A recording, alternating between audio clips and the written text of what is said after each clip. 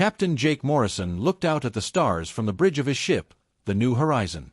He was tired after 3 months of exploring empty space.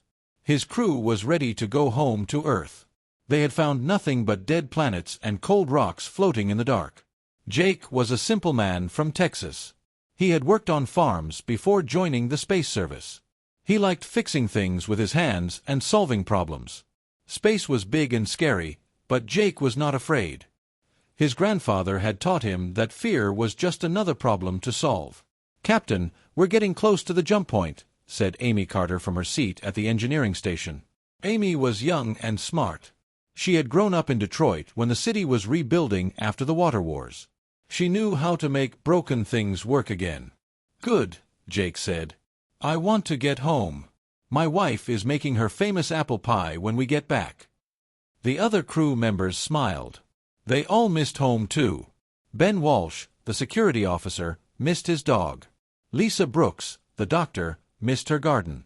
Pete Johnson, the pilot, missed surfing the big waves near his home in California. Kate Nelson, who ran the communications, missed her little sister's laugh. They were all normal people doing a hard job. Earth had sent them to look for new planets where humans could live. So far, they had not found any.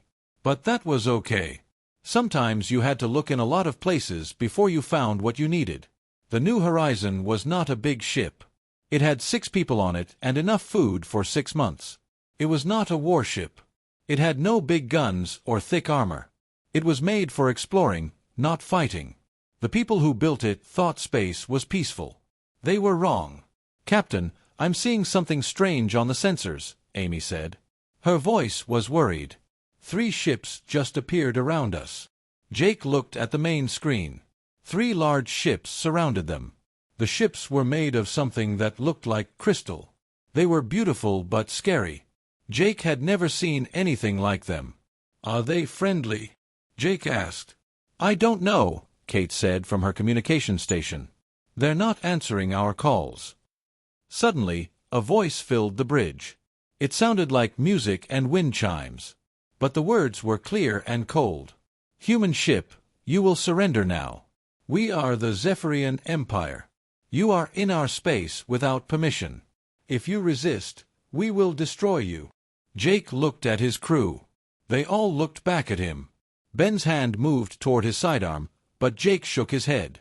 Amy was already looking at her engineering displays, trying to understand the enemy ships.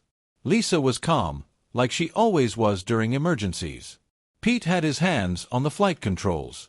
Kate was recording everything.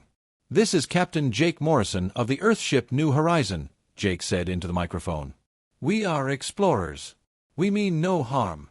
We were just leaving your space."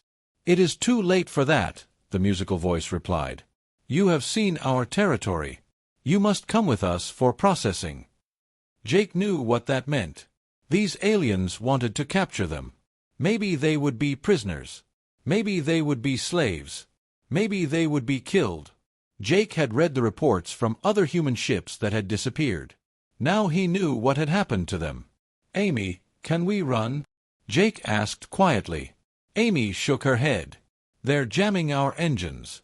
I can't start the jump drive." "Can we fight?" "Not against 3 of them. They're much bigger than us." Jake thought about his wife back home. He thought about Amy's little apartment in Detroit. He thought about Ben's dog waiting for him. He thought about all the people on Earth who were counting on them to come home. The Zephyrians had made a mistake. They thought humans were just another weak species that would give up when things got hard. They did not know that humans came from Earth. They did not know that Earth was a world that tried to kill everything on it every single day. Humans had fought ice ages and volcanoes. They had survived plagues and wars. They had lived through asteroid impacts and supervolcano eruptions.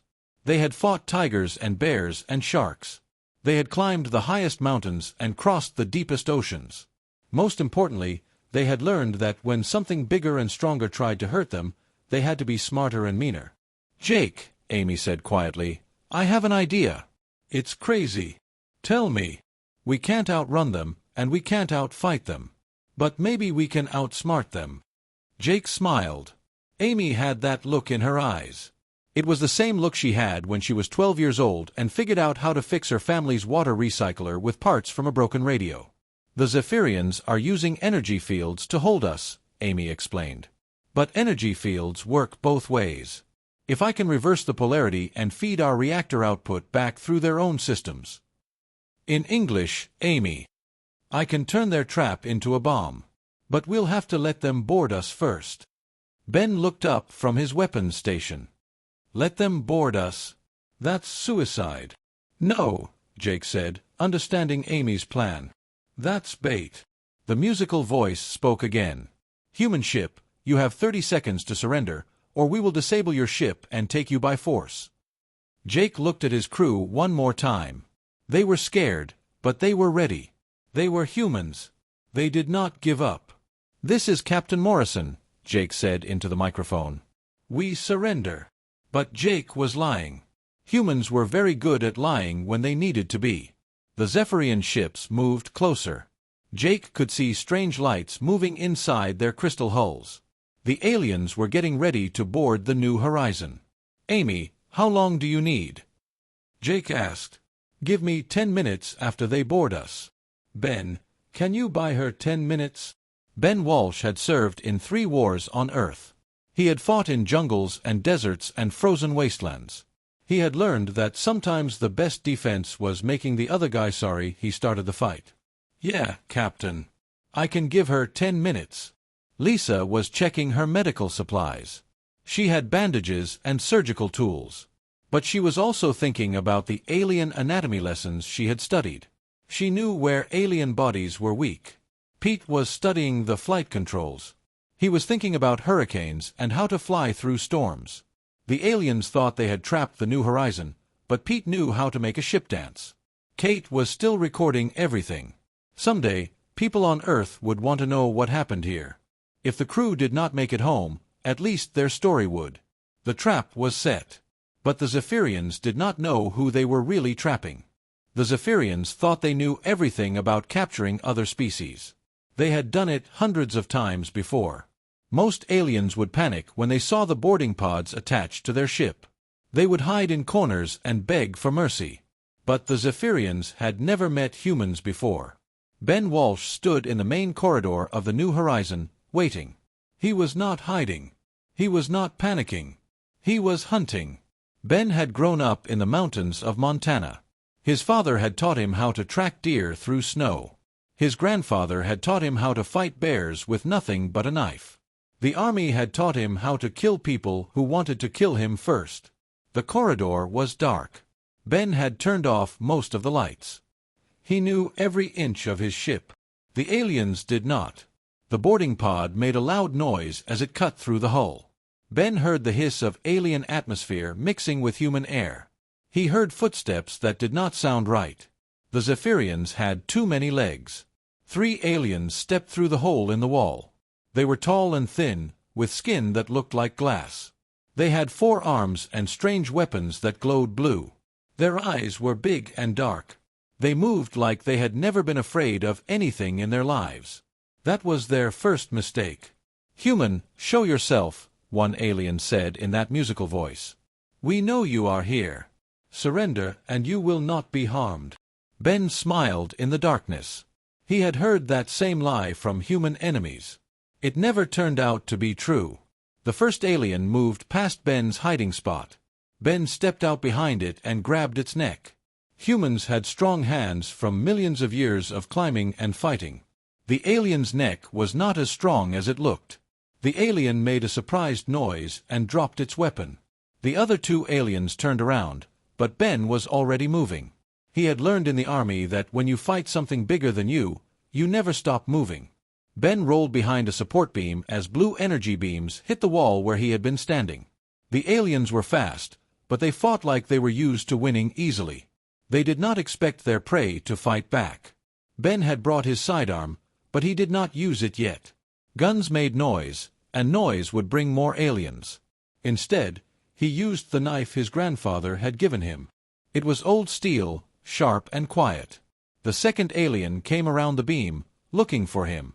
Ben grabbed its weapon arm and twisted it until he heard bones break. The alien screamed, a sound like breaking glass. Ben's knife found the soft spot between its ribs. The third alien was smarter. It backed away and spoke into a small device. "Boarding Team 2, we need help. The human is fighting back."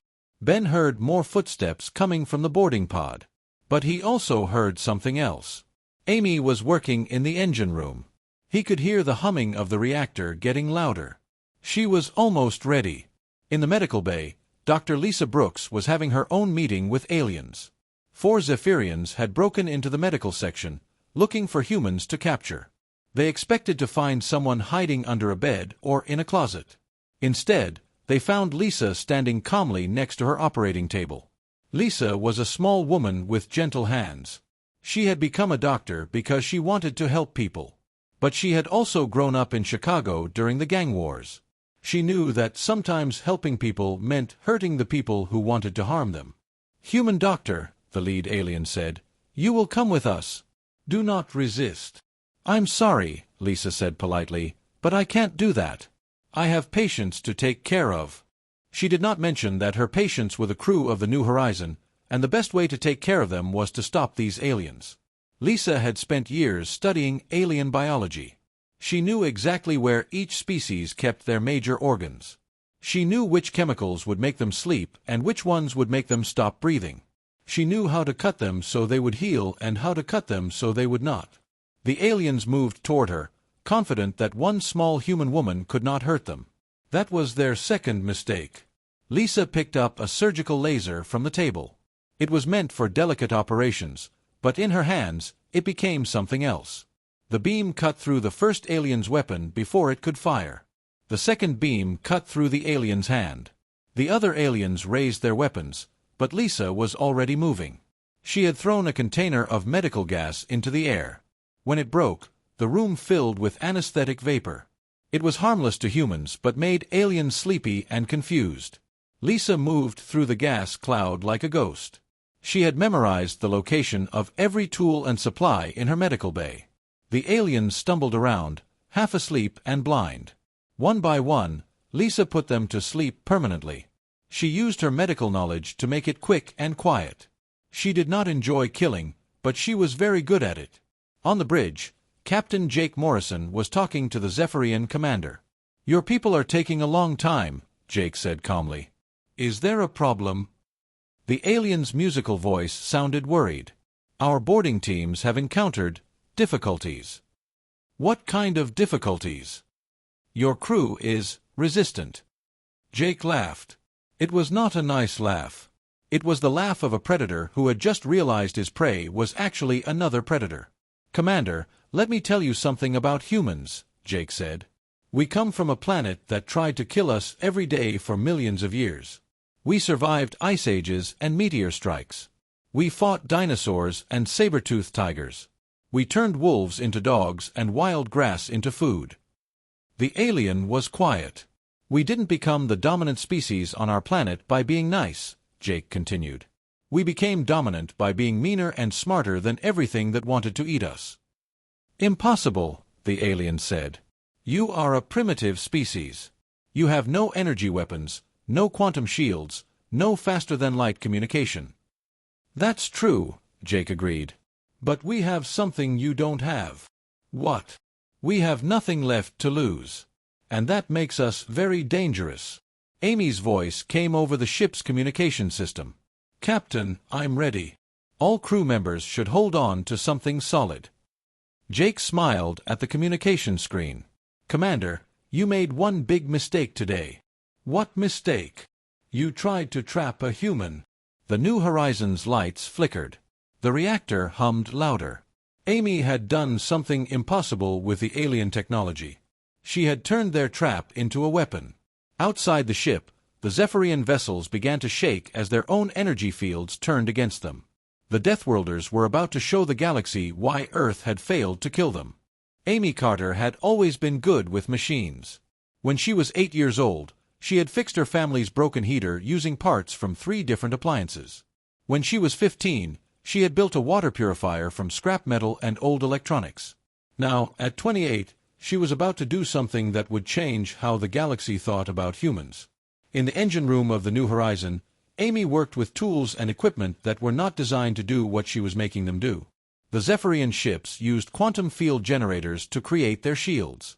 The technology was beautiful and complex. It was also about to become a weapon. Amy had studied the alien energy patterns during the boarding process.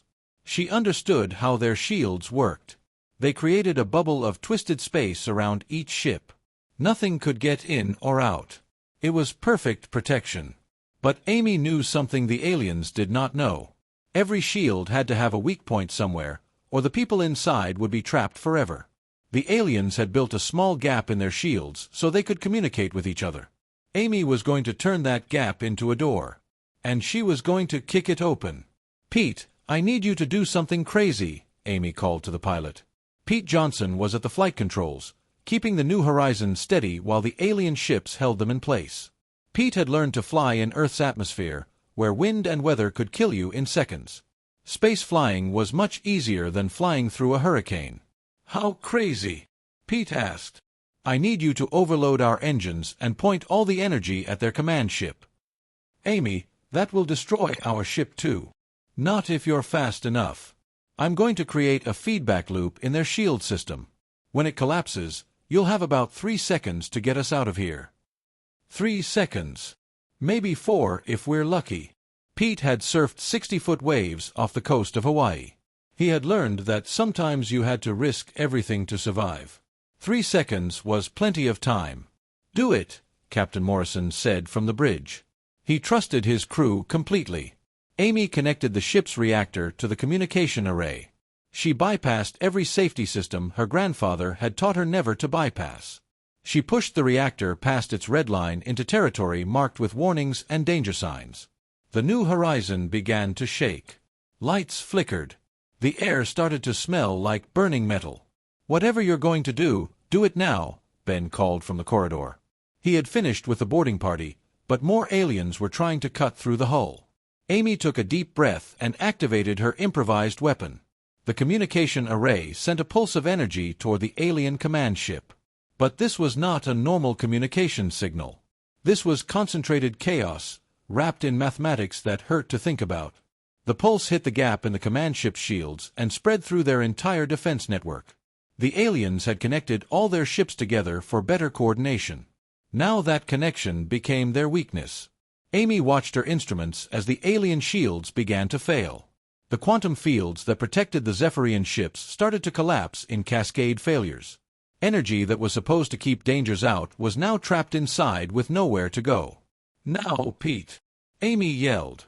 Pete Johnson pushed the flight controls forward and made the New Horizon dance. On Earth, Pete had learned to read the ocean. He knew when a wave was building and when it was about to break. He knew how to ride the power of moving water and how to escape when it turned deadly. Space had different rules, but Pete understood them too. He felt the artificial gravity fields around the alien ships beginning to twist and break. He found the currents in spacetime itself and rode them like a surfer riding a tsunami. The New Horizon shot forward just as the first alien ship's shields collapsed completely. The stored energy had nowhere to go except outward. The crystal hull cracked like glass hit with a hammer. "Ben, Kate, Lisa, hold on!" Pete called as he threw the ship into a spinning dive that should have torn it apart. The Zephyrian ships were in chaos. Their perfect formation was breaking up as their shield systems failed one after another. The command ship was completely dark. The other 2 ships were firing at each other by mistake, thinking they were under attack from multiple enemies. Captain Morrison watched the tactical display with amazement. His small exploration ship had just defeated 3 advanced warships using nothing but human stubbornness and Amy's genius. "Kate, are you getting all this?" Jake asked. Kate Nelson was recording everything from her communication station. She had grown up in a military family and knew that intelligence reports could save lives. Everything that happened today needed to be documented. "Yes, sir. I'm broadcasting on all emergency frequencies. Earth needs to know about this."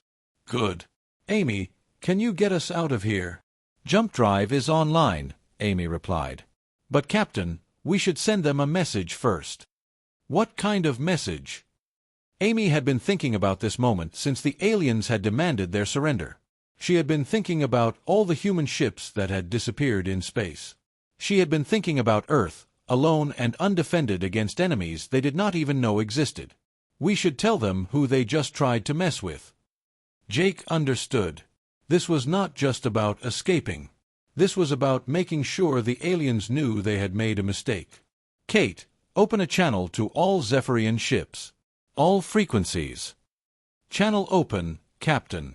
Jake Morrison had never thought of himself as a spokesperson for humanity. He was just a man from Texas who liked to fix things and explore new places.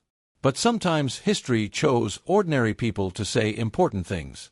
"This is Captain Jake Morrison of the human ship New Horizon," he said into the microphone. "Today you learned something new about humans. We don't surrender easily, and we don't stay trapped for long." The alien ships were still dealing with their shield failures.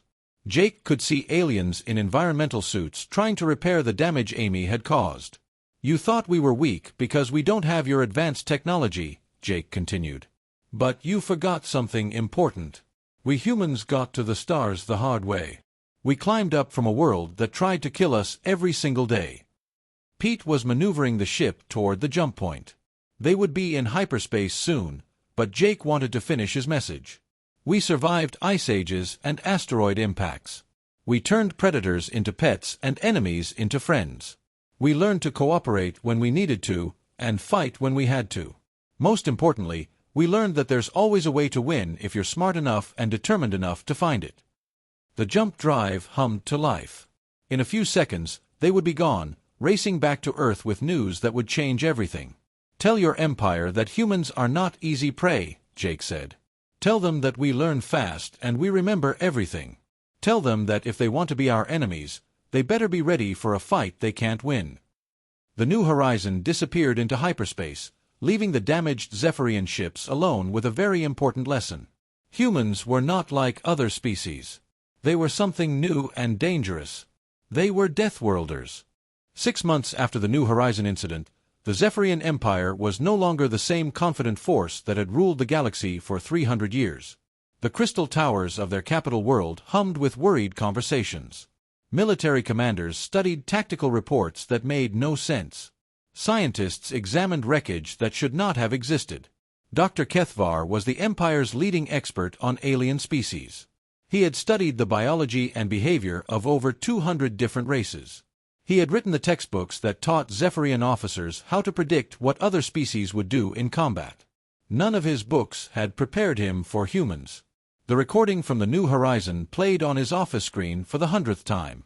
Dr. Kethvar watched the human captain speak with calm confidence while his small ship escaped from an impossible situation. "Computer, analyze the human captain's stress indicators," Dr. Kethvar commanded. "Analysis complete. Subject shows no signs of fear or panic. Heart rate and breathing are consistent with controlled excitement. Voice patterns indicate high confidence and determination." Dr. Kethvar made notes on his tablet. Most species showed extreme stress when facing superior enemies. They would surrender, flee, or freeze with terror. The humans had done something else entirely. They had become more dangerous when cornered. "Computer, show me the tactical analysis of the shield failure." New data filled his screen.